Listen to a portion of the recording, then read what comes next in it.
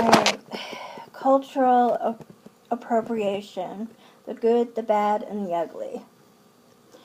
A young woman this past week was called out for culturally appropriating by wearing dreadlocks by a person of color. This emphasizes something that I see a lot among people of color and white people. This whole assumption of what is culturally something that you can possess, or lack of historical context so that you can make these calls. What history we know about dreadlocks is they transcend African Americans or Africanized. I don't know what proper, but it transcends people of color. You can find it in the Greeks and or the Spartans. Like a lot of the descriptions about the Spartans says that they had dreadlocks. And if you saw it in the Spartans, then they were probably reaches through Gaul, which covers Germany and France. The Gauls were also the Celtics, so it's all over.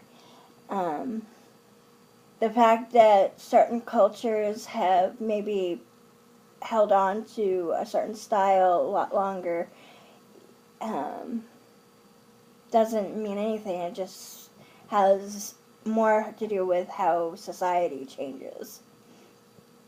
So anyways, I think the times that we have to call out cultural appropriation is when it is obvious that it's being fetishized and it's being, exploited.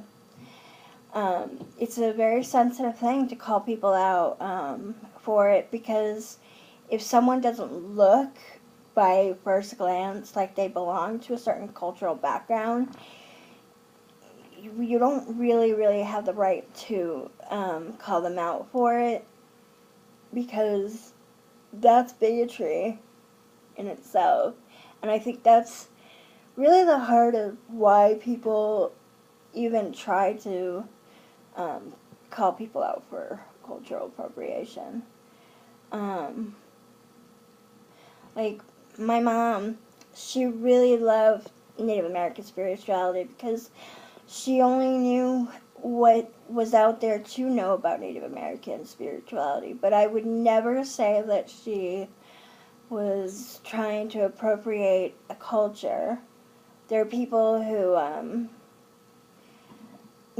all you have to do is go to someone's home to know whether they're fetishizing something. When you have things made from China that are depicting a culture that is not Chinese related, then you have an issue. But when it goes to like racism,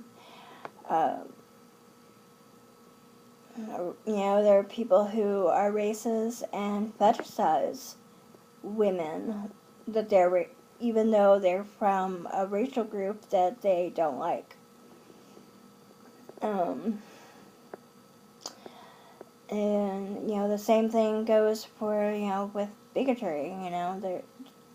That you have Republicans that stand up and say they're for family values, and then suddenly they're caught as a customer of Rent Boy.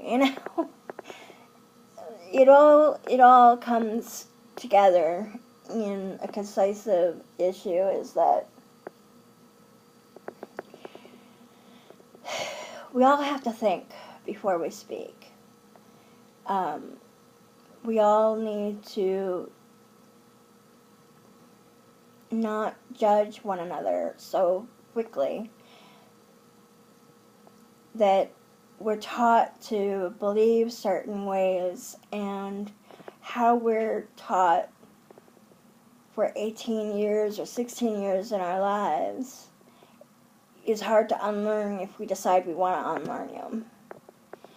And no one has a right to call someone out for trying to appropriate a culture unless there is obvious speech and actions that shows that it's an exploitation of a culture, not a love for a culture.